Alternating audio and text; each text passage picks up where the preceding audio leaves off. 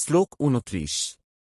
আশ্চর্যবৎ পশ্যতি কশ্চিদেন আশ্চর্যবদতি তথৈব চান্ন আশ্চর্যবচ্চরিন্মন্য শৃণোতি শ্রুত্যাপ্যানং বেদন চরিব কশ্চিৎ। বাংলা অর্থ: কেউ আত্মাকে দেখে আশ্চর্য হয়, কেউ এর কথা বলে আশ্চর্যের মতো, আবার কেউ শোনে আশ্চর্যের মতো, কিন্তু শুনেও আত্মাকে সত্যভাবে খুব কম মানুষই বোঝে। সংক্ষিপ্ত শিক্ষা: আত্মজ্ঞান শুধু শোনা বা বলা নয়, এটা অনুভবের বিষয়। শ্লোক ৩০।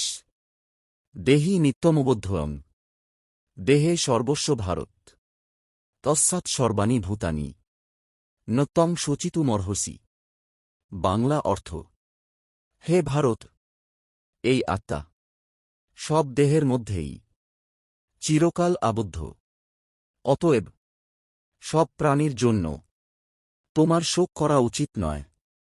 সংক্ষিপ্ত শিক্ষা: গীতা এখানে স্পষ্ট, শোক আসে অজ্ঞান থেকে, আত্মজ্ঞান শোকের শেষ। শ্লোক ৩১। স্বধর্মমপি চাবেক্ষ ন বিকম্পিতুমর্হসি ধর্মাদ্ধি যুদ্ধাশ্রেয় নাথ ক্ষত্রিয়স্য ন বিদ্যতে। বাংলা অর্থ: নিজের ধর্ম বিবেচনা করেও তোমার বিচলিত হওয়া উচিত নয়, কারণ ধর্মযুদ্ধের চেয়ে একজন ক্ষত্রিয়ের জন্য আর শ্রেষ্ঠ কিছু নেই। সংক্ষিপ্ত শিক্ষা: ধর্ম মানে যা করা উচিত তা করা, ভয় বা আবেগের জন্য কর্তব্য ত্যাগ করাই অধর্ম। শ্লোক ৩২। যদিচ্ছয়া চোপপন্নং স্বর্গদ্বারম পাবৃতম সুখিনা ক্ষত্রিয়া পার্থ লভন্তে যুদ্ধমিদৃশম।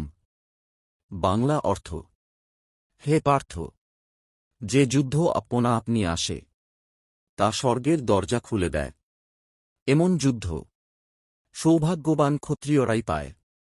সংক্ষিপ্ত শিক্ষা: সব সুযোগ কাকতাল নয়, কিছু সুযোগ ভাগ্যের পরীক্ষা। ধর্মের ডাক এলে পিছিয়ে যাওয়া নয়,